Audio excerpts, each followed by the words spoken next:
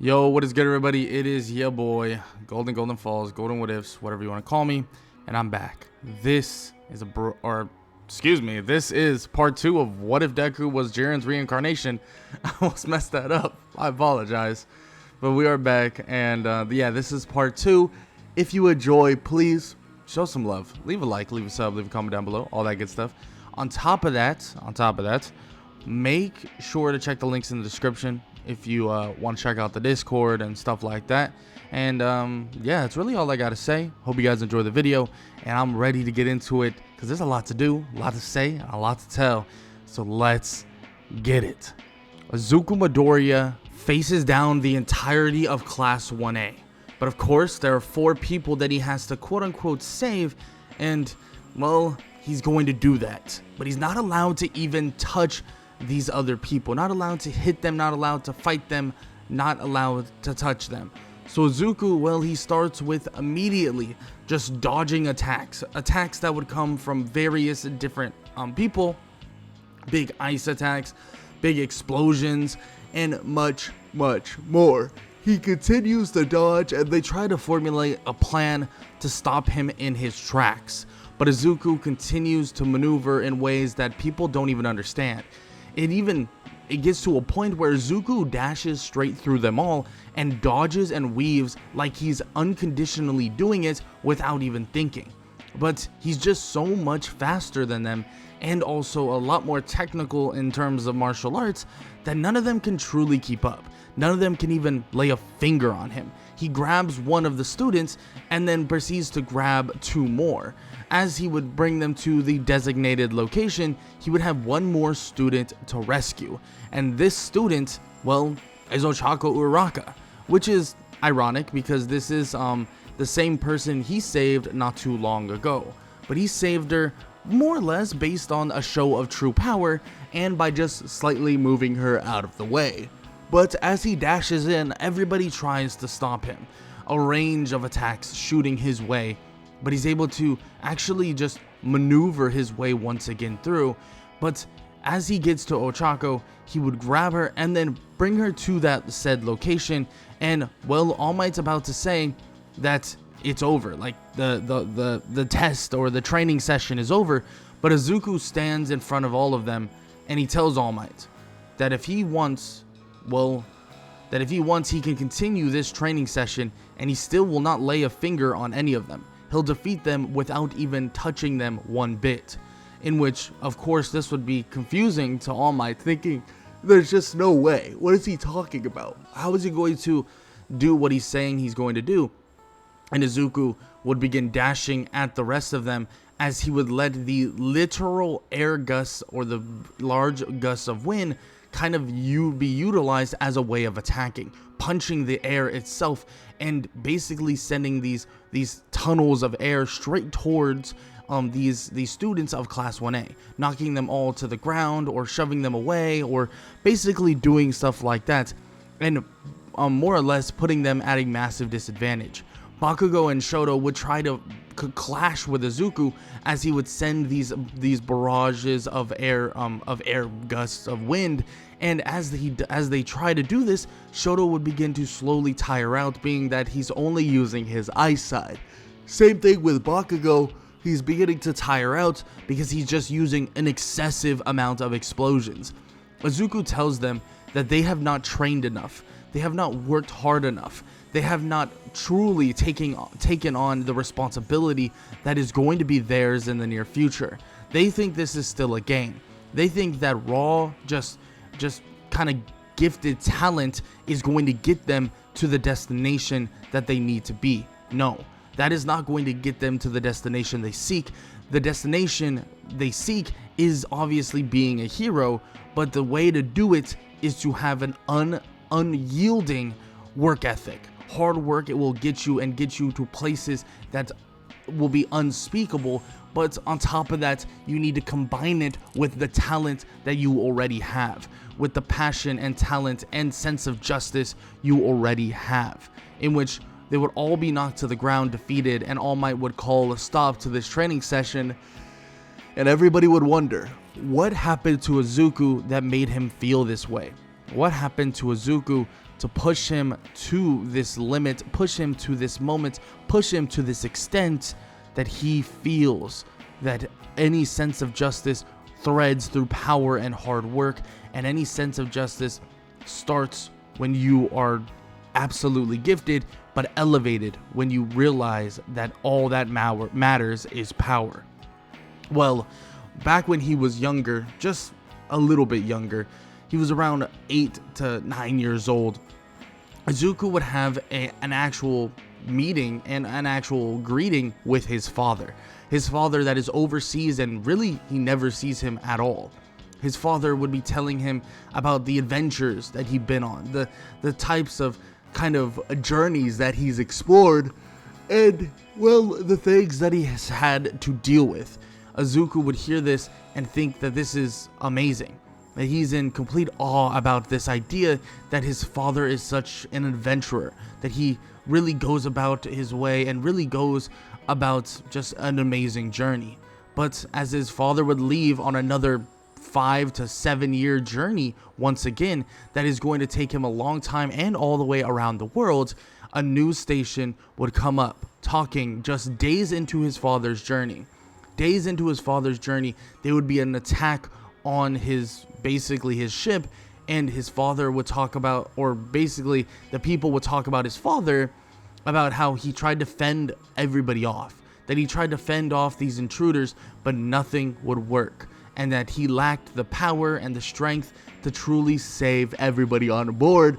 And really, it was a tragedy that these people even showed up in the first place. A tragedy that these people would basically try to invade a ship that wasn't really bothering anybody, and that was just trying to journey through the waters and have an adventure to learn so much more about this world. Izuku, with his fists clasped and his fists just tightened as hard as possible, Izuku would think that his father should have been stronger, more powerful, and maybe years later he could have came back and he could have spoke with his father once again, to speak about the journey he went on, speak about the things that he saw. But now he will never get that chance. Flashback to the present, Izuku is standing there in realization that, of course, power is everything, and power is his way to protect. That is the only way to protect. Izuku would walk toward All Might, and he would tell All Might that he's shown enough, that he's shown him that he can do everything, that power does protect, and power does, or is, the solution. In which All Might shakes his head and tells the kid to basically go get ready for his other classes, as Izuku would walk off, thinking still about that day that he watched his father leave on that ship and never come back.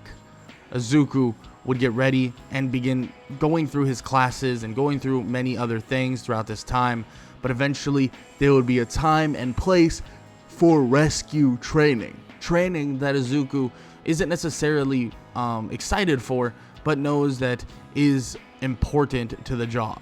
He does acknowledge that. He does acknowledge that it is important to the job, but he still doesn't really care too much about learning how to properly rescue people when he could just swoop in, grab them, and make them safe with absolute ease. Izuku knows that it's very simple and very easy, and he wants to make sure that he shows that throughout this time, especially at this rescue facility with Pro Hero 13. But what he didn't know was that this was going to be a true showing of the power that he holds. A true showing, but this true showing would lead to him being put on the radar for other villains. The League of Villains would be invading the USJ, would be invading this rescue facility. But it's not as simple as that. They would be invading the USJ, but here's the thing.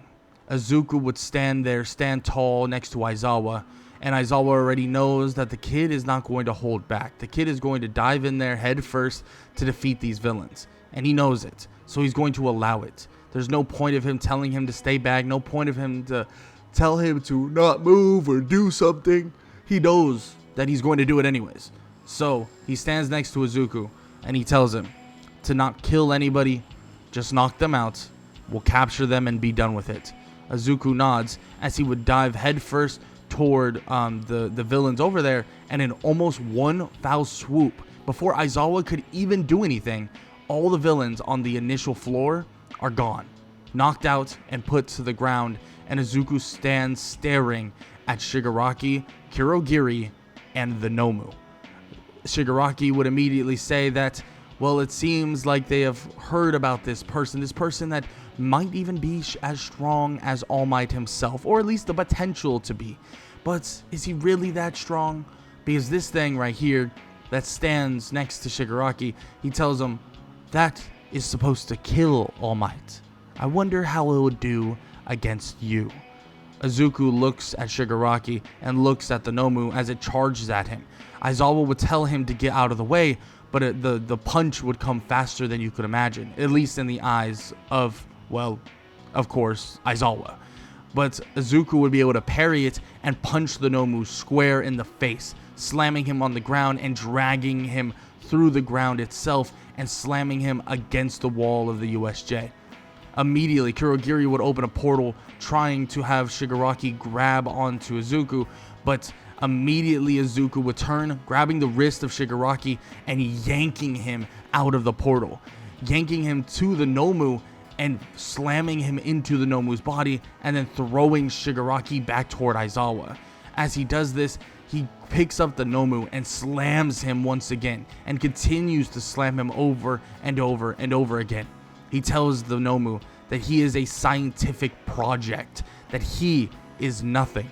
The power he holds is all just some weird experiment. The power Izuku holds is true power from a warrior, from a true hero. That is what this is. Izuku would slam his foot into the face of the Nomu as he would continue to batter the Nomu senseless, as the Nomu's body would deteriorate slowly but surely.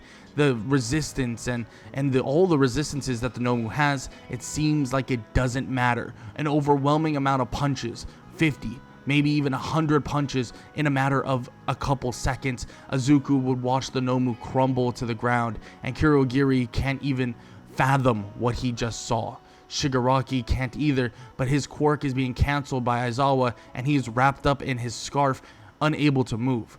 A portal would open up beneath Shigaraki, but Izuku would make sure that Shigaraki can't escape. He would immediately be thinking that he's not going to allow this villain just to leave. It's not as simple as just coming and threatening a bunch of children, a bunch of teenagers, and just leaving. Dashing at Kurogiri and grabbing onto his metal body, slamming it to the ground. Bakugo would jump forward and he would land an explosion onto the body of Kurogiri, holding him still. Izuku would then tell him to keep him there and don't let him move. They would then lock up Shigaraki, making sure that he has nothing he can do, and basically he is restricted, as other heroes would then arrive, and as All Might would arrive as well, seeing that everything was already handled. Izuku Midoriya standing there victorious, but not a smile would crack on his face.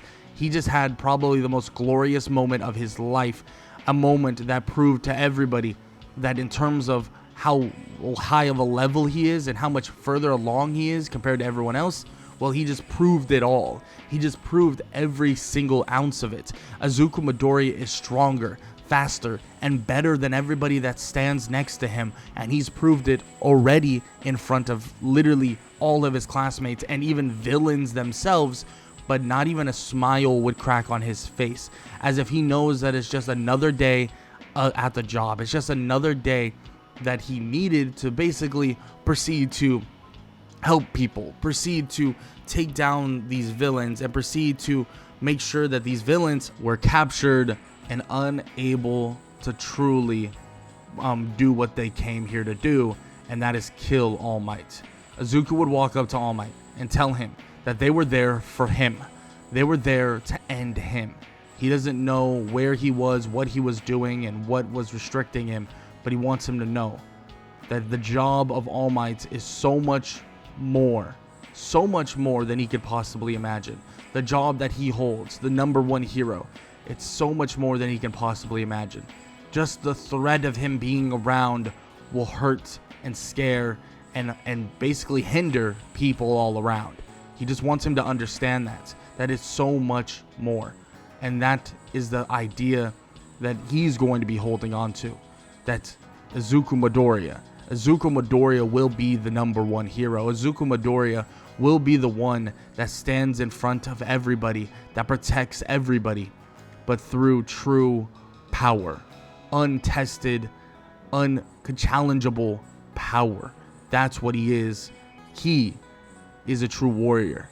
That is what Izuku tells All Might, and that All Might lacks a lot. All Might has the power, but he doesn't really know how to hone it. He doesn't truly have the ability to harness it. His punches are sloppy, his kicks nothing, and he continues to truly disappoint. Izuku tells him this and says that he looked up to him. He's looked up to him, and he always will look up to him, but he needs to be better.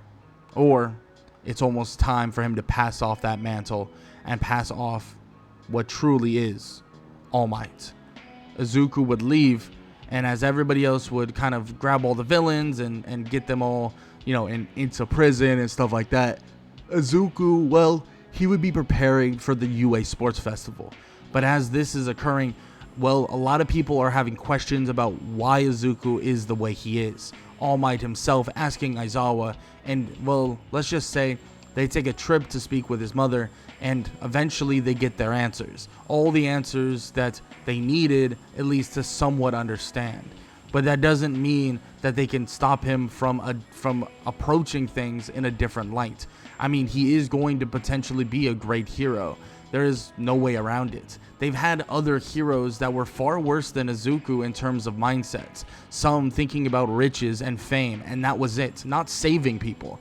Others thinking about how they were going to surpass others, and how they were so kind of over the top with their powers, and basically ended up being horrible people. Izuku, yes, shows signs of those things, but his line of reasoning isn't the worst in the world. And his line of reasoning isn't going to show everybody that, well, he's going to be somehow transferred into a horrible hero or even a villain. Izuku obviously doesn't really hold those traits right now, and what the story of his father and what happened, well, it's just more to it on the idea that he's definitely not going to be a villain. He's just going to be a hero that doesn't play the part that's normally Japan would have. The hero that would stand tall with a big smile and say that I am here. He is not that hero. He is a warrior. He is a true warrior. Someone who holds power overall, but knows that rescuing those who are less than and those who need help, well, he knows that he is going to need to do those things.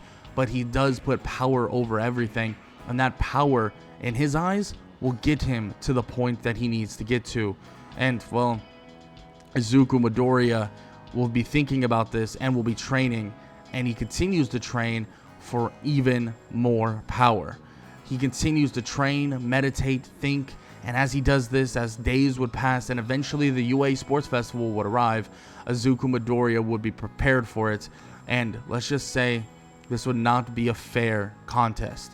Even Aizawa thinks that maybe they should just, pull him out and tell everybody how good of a warrior and have a fighter and a hero he can potentially be. But this UA Sports Festival is going to be Izuku's time to show everybody what he can do, in which right off the bat, he tells them all that power is everything. He stands on the podium and he tells them that power and strength is everything, that he is going to prove that here today, and that in the future he is going to be a hero that is going to hold such power that villains cower in fear, that villains have no other choice than just to turn themselves in, because there's not a single thing they can do, not a single thing they can try, because they will always lose. And as this speech is going on, the most notorious villain of them all for one, is currently watching a kid who has unboundless power gloat and talk and say that all villains will cower in fear. He is disgusted by this. All For One thinks that he had to deal with one All Might, and it seems like he's going to have to deal with a more serious one. It disgusts him that he's going to have to deal with this, and it disgusts him and makes him disgusted that Shigaraki and Kurogiri failed to this guy, this one kid. It angers him as he puts a hole through a wall, and he begins to think that somehow, some way, he needs to get his hands on him, because whatever he is, whatever he's becoming, and whatever he's going to be, that's what he needs. Izuku, though, would show off his great power through, for one, the obstacle course race, just flying through it at insane speeds, and would be done in a matter of seconds. Everybody would basically be sitting there in awe, thinking that this guy wasn't kidding. His power is off the charts. His power is what seems to be limitless. Izuku would then just sit down and meditate, sitting there, just still, waiting. And as he's sitting there waiting, he's just waiting for all these other students to finish, waiting for all of them to be done with the obstacle course race. And in terms of the next portion, the cavalry battle, well, let's just say when he teams up with the normal people, Tokiyami, Ochako, Meihatsume, everybody would fear him. Everybody. Even Bakugo. Bakugo would not even consider running forward toward Izuku. Izuku would stand there and basically just meditate while standing up, and he would begin floating as everybody kind of holds on, and they all just sit there as Izuku is helping them float in the air or fly in the air to a large extent, and everybody just sits there and waits. Nobody is coming. Nobody is trying, because they know what Izuku is capable of. And as this finishes and as they win, Izuku would be ready. Izuku would be ready for the 1-versus-1 battles, and it would all start with Hitoshi Shinso. Shinso would immediately try to get Izuku talking, but quickly he would realize that Izuku is not a talker. Izuku says no words. He speaks with only his actions, and his eyes speak thousands of them. Thousands of words. He walks towards Shinso, and Shinso tries to do something, but he's grabbed immediately, and he's tripped over and slightly tossed out of the ring. It's as if Izuku doesn't even put a ton of effort. He doesn't want to actually hurt him. There's no point in doing so, because he knows that his quirk and his power that he holds, well, Shinso doesn't have much of it, so there's not much for him to really push back on. Everybody is cheering, saying that this kid is so impressive. How is he able to do this? I mean, truly, yes, Shinso doesn't really have a quirk like a strength like quirk, but the power that he holds, what he's able to do, what he's capable of, I mean, it looks effortless. It looks like he sees things that are happening before they even happen. And eventually Izuku would have his fight with Shoto Todoroki, in which Endeavor would try to speak with Izuku, telling him to get him to use his fire side, but of course, no. Izuku is not even listening to him. He just walks right by and goes straight to the stadium and goes immediately into the battle, as he would just punch his way through iceberg after iceberg after iceberg, not letting up one bit. Izuku would tell Todoroki that he's truly disappointing, that yes, he is weak, and it shows through him and throughout, but on top of that, he only decides to use half of his power. It's truly a sad thing. The power that was gifted to him, he hasn't even raised it up, hasn't even basically pushed it to its limits. Why? Why does he continue to only use part of his power? Why does he continue to only use a portion of what he's truly capable of? Deku would then finish the job, finishing off Todoroki, knocking him out of the ring, but he would obviously tell him that it was a disappointment, that it was disappointing, and that he should be ashamed of himself. He may look at his father like a horrible person, and he probably is. Honestly, he definitely is. But it doesn't mean he should just allow himself to basically be weaker and use less of his power because of that grudge. He is throwing too much of his strength away, too much of his potential away, and he should be holding that potential in high regard and pushing that potential even further, and that the power that he holds could be his token to being great. But unfortunately, he's throwing it all away. Izuku would walk away as the crowd would cheer, and everybody would think that this is absolutely amazing.